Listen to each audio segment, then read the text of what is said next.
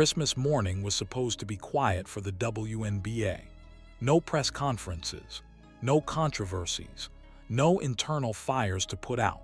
Just one rare day where the noise finally stopped. But instead of peace, the league woke up to a notification that detonated everything.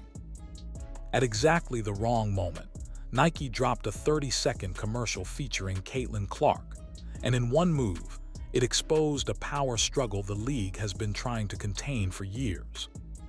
This wasn't just an ad, it wasn't just marketing, it was a message.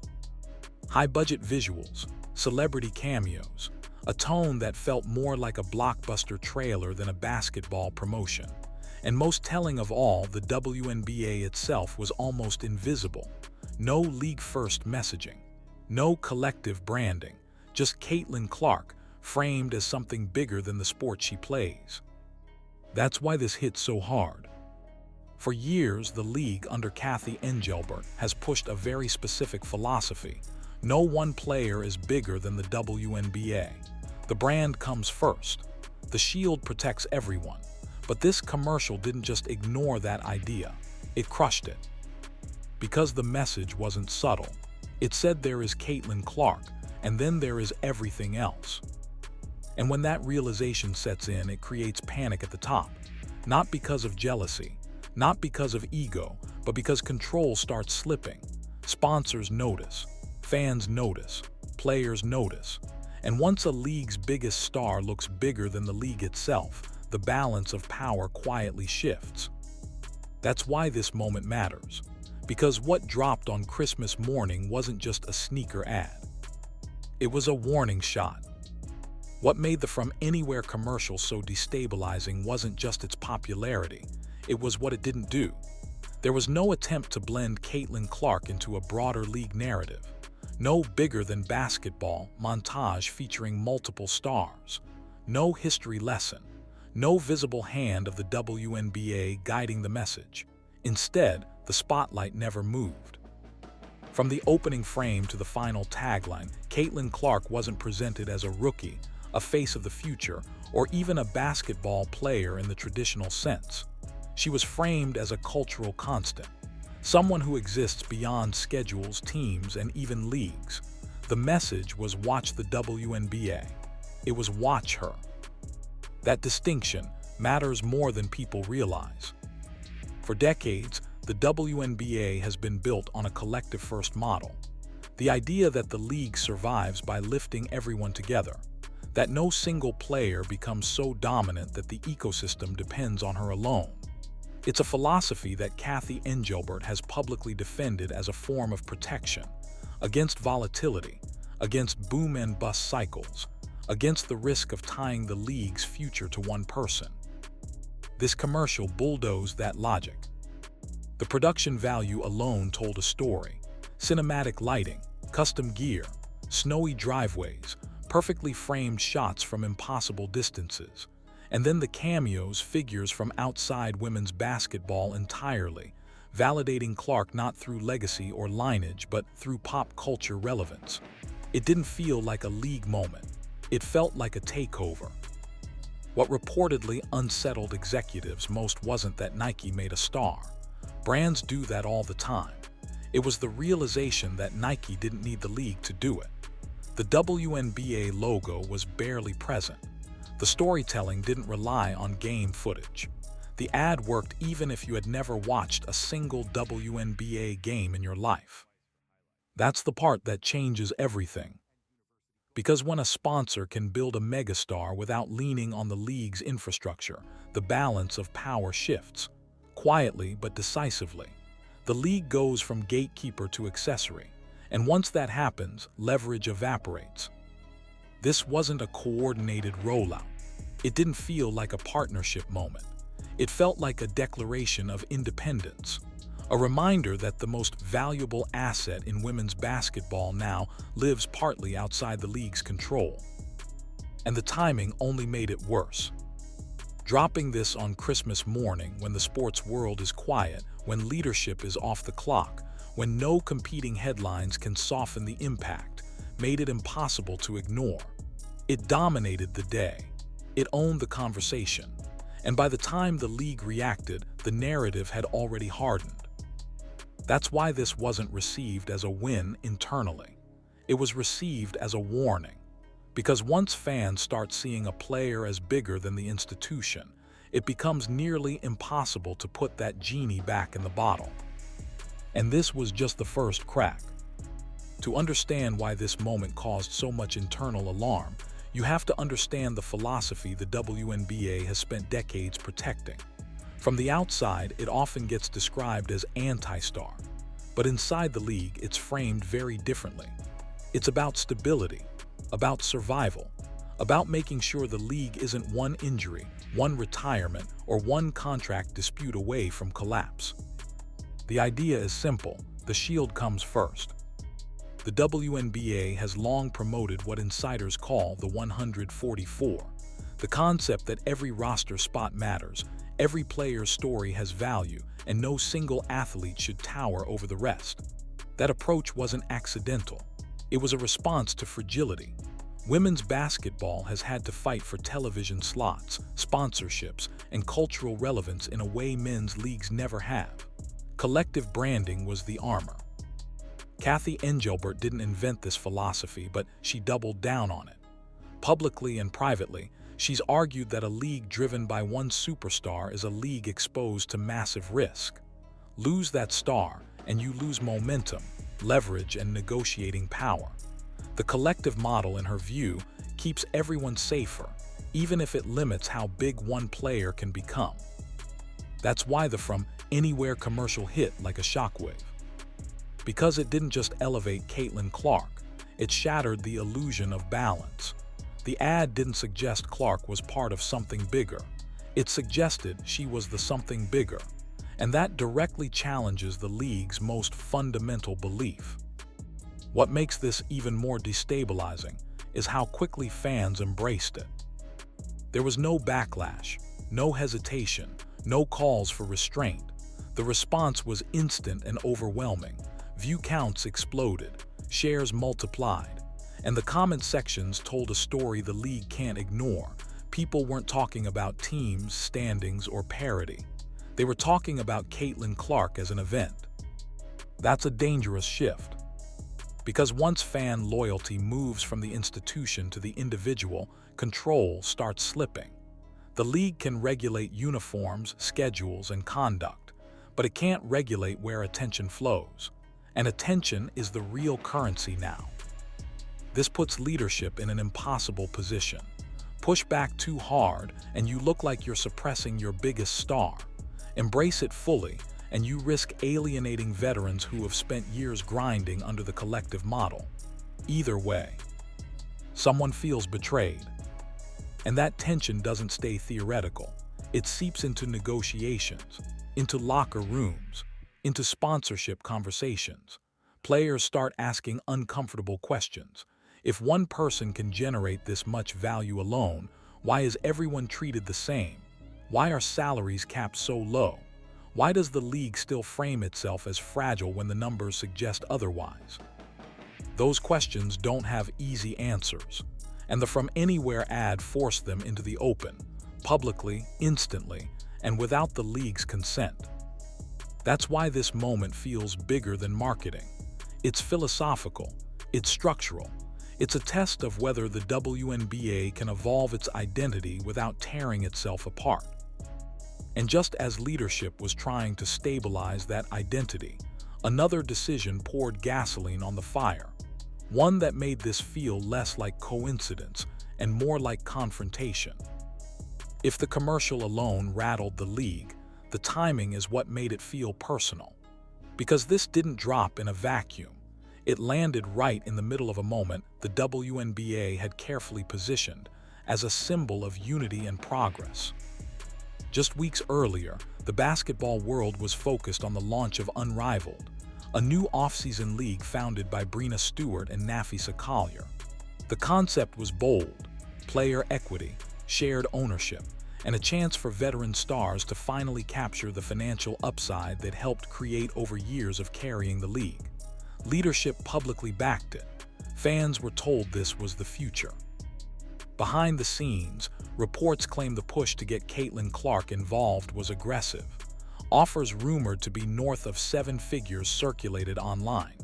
The narrative was clear. Her presence would legitimize the league instantly. It would bridge generations. It would prove that the collective still mattered. Then Clark said no. At the time, the response from parts of the WNBA ecosystem was restrained but pointed.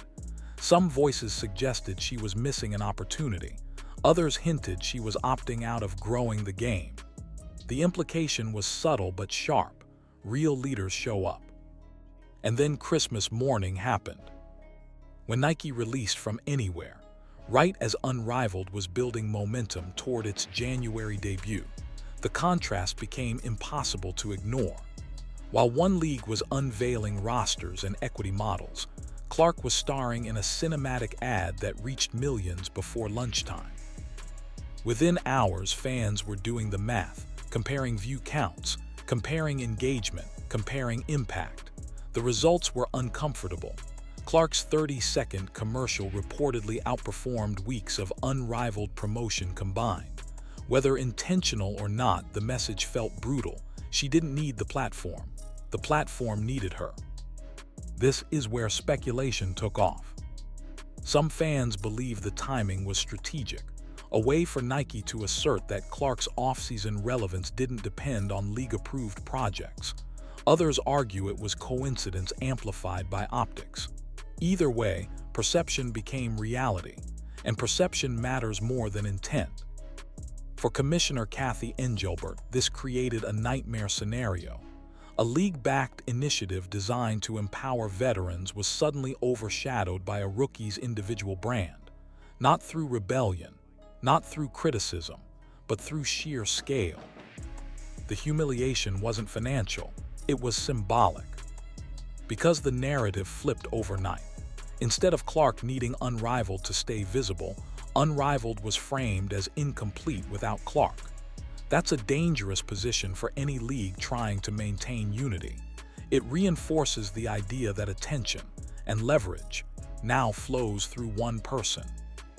And once that idea takes hold, everything changes. Negotiations, messaging, loyalty.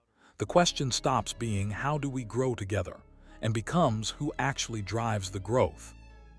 That's why this moment didn't just sting, it destabilized, and it set the stage for an even bigger problem, one that has nothing to do with marketing strategy and everything to do with money, power, and control. At the core of this entire meltdown isn't jealousy or hurt feelings, it's money, and more specifically, how painfully lopsided the financial optics suddenly became once that commercial hit the public. One of a commissioner's primary jobs is perception management. The league must look stable, professional, and upwardly mobile, even when the internal numbers tell a slower story. Cathy Engelbert comes from a corporate background. She understands valuation. She understands optics. And that's exactly why this moment landed like a gut punch. Because when viewers saw Caitlin Clark starring in a commercial that looked like it cost millions to produce, custom gear, elite cinematography, A-list cameos, it created an unavoidable comparison, not to other athletes, but to the league itself.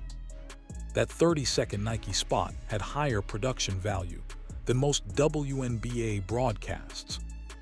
And that's not exaggeration.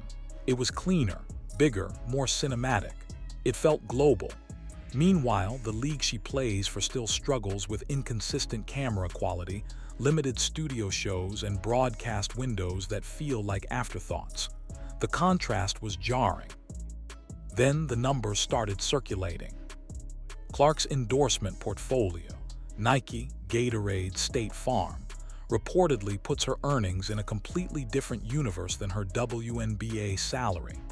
While the league pays her a rookie-scale contract, sponsors are investing in her as a generational brand. That gap doesn't just look bad. It weakens the league's negotiating position across the board. Because players notice. The Players Association notices. Owners notice. Once fans can visually see how much money is flowing around the league instead of through it, the narrative collapses. The league stops looking like the engine and starts looking like a toll booth that barely collects. And that's where things get dangerous. There are whispers, unconfirmed but persistent, that ownership groups are privately asking why they aren't sharing in this explosion.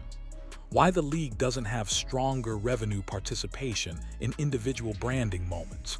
Why the biggest star in women's basketball can generate this kind of capital without the league seeing a meaningful return. That frustration doesn't stay quiet for long. It leaks into collective bargaining conversations. It empowers players to demand more aggressive revenue sharing. It undercuts the long-standing argument that the league must move slowly because it's still growing. Because growth is clearly happening, just not inside the walls. And every time that Nike commercial airs during an NBA game or NFL playoff, it reinforces that message. The real money isn't in the league office, it's in the player. That puts the commissioner in a bind. You can't publicly celebrate the commercial without inviting questions about pay disparities. You can't criticize it without alienating your biggest star. And you definitely can't pretend it doesn't exist. So instead, tension builds quietly. Executives worry about precedent, about what happens when the next rookie demands similar treatment, about how you maintain order when one player's brand eclipses the institution meant to govern her. This isn't about envy, it's about control. Because once the financial reality becomes this visible, the league's authority starts to feel symbolic rather than structural. And symbols don't hold power when the money is flowing somewhere else. And that financial imbalance is exactly what poured fuel onto the most volatile issue of all. What this moment means inside the locker rooms. The most volatile consequences of this moment aren't happening in boardrooms or marketing meetings. They're happening quietly, emotionally, and dangerously inside WNBA locker rooms.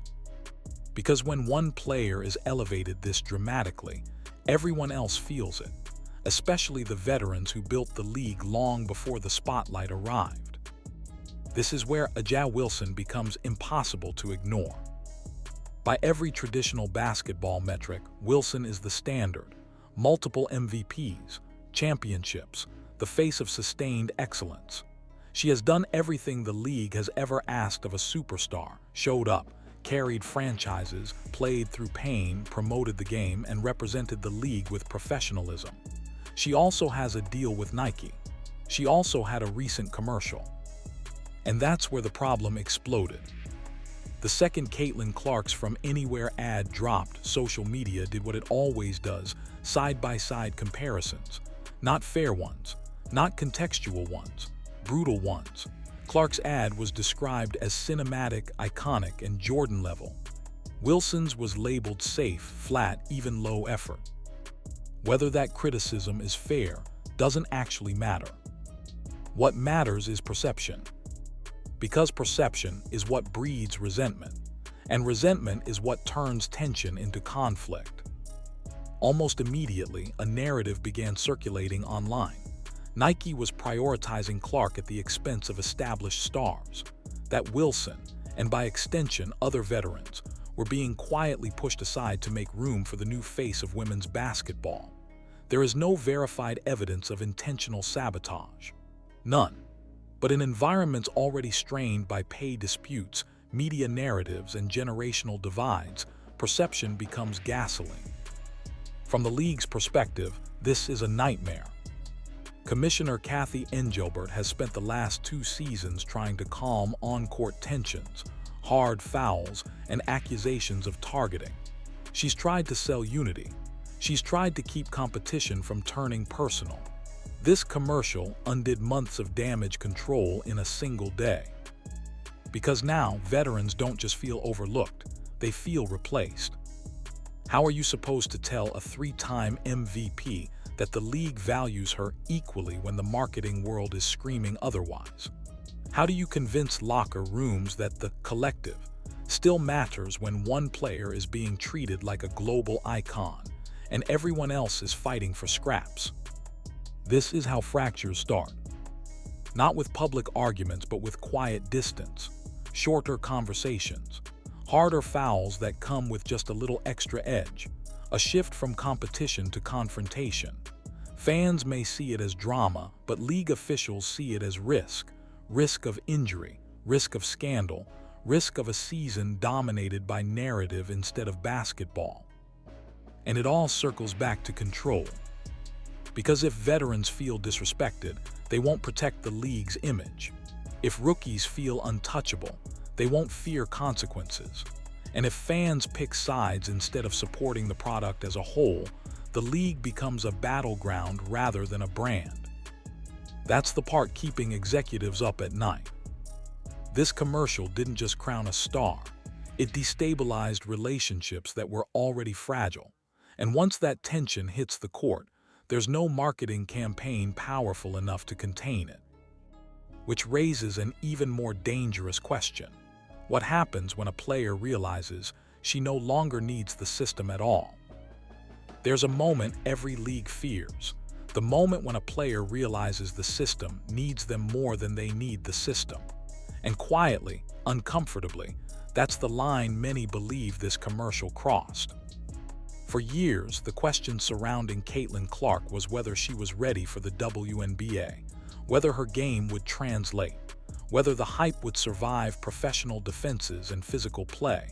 That question is gone now. The new one is far more dangerous. Is the WNBA big enough to contain her? The From Anywhere campaign didn't feel like league marketing.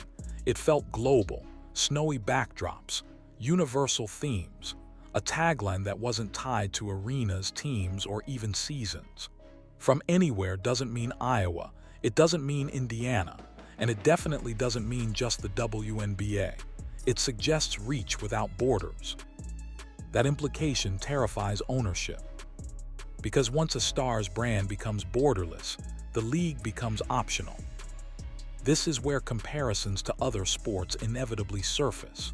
The NBA survived LeBron James becoming bigger than the league because the infrastructure was already massive.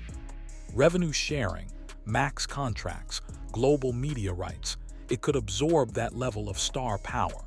The WNBA doesn't have that cushion yet. And unlike the NBA, the wealth gap here is extreme. Clark's endorsement income already dwarfs her league salary. That imbalance creates a psychological shift. When your livelihood doesn't depend on the league, compliance becomes a choice rather than a necessity. Fines lose meaning. Public criticism loses teeth. Governance starts to feel symbolic. Commissioner Kathy Engelbert understands this risk better than anyone. She's seen what happens when stars gain leverage faster than institutions can adapt. It forces rushed negotiations. It emboldens player associations. It invites external investors to imagine alternative structures. And those alternatives are no longer hypothetical. Fans are already floating ideas online. A Clark-led exhibition tour, a Nike-backed global league, streaming partnerships with tech giants that bypass traditional media rights entirely. None of this is confirmed. None of it is planned. But the fact that people believe it's possible is what matters. Because belief creates pressure. If the next collective bargaining agreement can't meaningfully close the value gap, the league faces a brutal reality. Either dramatically increase player compensation, or risk becoming a developmental stage rather than a destination. A place stars pass through on the way to something bigger. That fear is what sits behind the closed doors right now. Not anger, not jealousy, fear of irrelevance. The irony is painful. The league worked for decades to create a star powerful enough to break through mainstream culture. And now that it has won, it may not be structurally prepared to keep her contained. This isn't about Caitlin Clark wanting out. She said nothing of the sort. This is about leverage, about what happens when a single player's market value exposes how far behind the system really is. And once that realization spreads, among players, sponsors, and fans, it can't be undone. Which brings us to the final, unspoken anxiety driving all of this. If the league can't adapt fast enough, the future of women's basketball might not revolve around the WNBA at all. There's another layer to this story that didn't hit executives immediately, but once it did, it made the situation even worse. The From Anywhere campaign wasn't just loud, it was global in tone. Snow-covered driveways, distance shots, universal language, a tagline that suggested reach without borders. It felt like an invitation to the world. And that's exactly why the backlash from international fans mattered. Within hours of the commercial going viral, comment sections filled up with frustrated viewers from Europe, South America, and Asia asking the same question. Why can't we buy the shoes? The campaign screamed global ambition, but the rollout didn't match it. Merchandise wasn't widely available outside the US, and for fans who had just been introduced to this star through a cinematic ad, the disconnect was immediate. On the surface, that looks like a sponsor logistics problem, but in reality, it rebounds onto the league. For years, leadership has talked about global expansion, international games, new markets, a broader footprint. That messaging has been central to selling the WNBA as a growing, forward-looking league. But when the biggest cultural moment in women's basketball history alienates international fans instead of activating them, it reinforces an uncomfortable perception. The infrastructure isn't ready for the ambition. And perception is everything. The irony is brutal. The player is global. The branding is global. The demand is global. But the system around it still feels regional and reactive. That gap doesn't just frustrate fans, it exposes organizational limits. Executives know that global growth isn't just about talent. It's about coordination, distribution, timing. When those elements fail during the biggest spotlight moment imaginable, it raises questions sponsors don't like asking out loud. Questions about scalability, about professionalism, about whether the league can actually support the level of interest its biggest star generates. That's why this moment didn't feel celebratory internally. It felt exposing. Because the ad showed what women's basketball could look like on the world stage. And the response revealed how far the league still has to go to support that vision. That's not a criticism of effort, it's a reality check. And that reality lands squarely on leadership. When fans see global demand unmet, they don't blame sponsors. They blame the ecosystem. The league becomes associated with missed opportunities instead of momentum. That's the opposite of what any commissioner wants during a critical growth phase. What makes this even more complicated is that none of this was malicious. No one planned to embarrass the league. No one intended to expose structural gaps. But impact matters more than intent. This campaign didn't just elevate one player. It held up a mirror to the entire system, and the reflection wasn't flattering. Which leaves the league with a final, unavoidable choice. Adapt quickly to the scale of the moment, or risk being permanently outpaced by the very star it helped create. This is the part of the story where there's no clean resolution, no press release that makes everything feel normal again. Because what happened on Christmas morning can't be walked back. The toothpaste is out of the tube, and everyone, from fans to sponsors to players, now sees the power dynamics clearly. At the center of it all is Caitlin Clark, whether she asked for this role or not. The Nike commercial didn't just elevate her profile, it permanently changed how she is perceived. Not as a promising young star, not as a rookie growing into the league, but as a force who operates on a different plane entirely. That reality forces the WNBA into uncomfortable decisions. If the league leans into Clark's stardom, it risks confirming what many veterans already fear, that the collective era is over and hierarchy has arrived. If it tries to pull her back into the pack, it risks looking small, insecure, and out of touch with where fan interest actually lives. And hovering over every option is Kathy Engelbert, tasked with threading a needle that may be impossible. She has to protect the institution without alienating the asset driving record attention. She has to reassure veterans without denying reality. She has to sell unity in a moment defined by imbalance. The league's next moves will tell us everything. How aggressively does it pursue a new CBA? How quickly does it restructure compensation? Does it modernize media production to match the scale of interest? Does it find a way to integrate star-driven marketing without collapsing the collective identity it's built for decades? Because make no mistake, this isn't about one commercial. It's about whether the WNBA can evolve fast enough to meet the moment it's finally been given. Sponsors like Nike have already made their bet. Fans have made theirs too. Attention has shifted, expectations have risen, and the gap between potential and infrastructure is now impossible to ignore. The danger isn't that Caitlin Clark is too big for the league. The danger is that the league waits too long to grow around her. If leadership hesitates, this moment will be remembered as a turning point where opportunity slipped into tension, where growth became conflict, where the league had the spotlight and didn't fully know what to do with it. But if the WNBA adapts, modernizes, and accepts that stars don't weaken leagues, they redefine them, then this Christmas morning won't be remembered as a crisis. It will be remembered as the day women's basketball crossed a line it can never uncross. And the next season won't just be about wins and losses.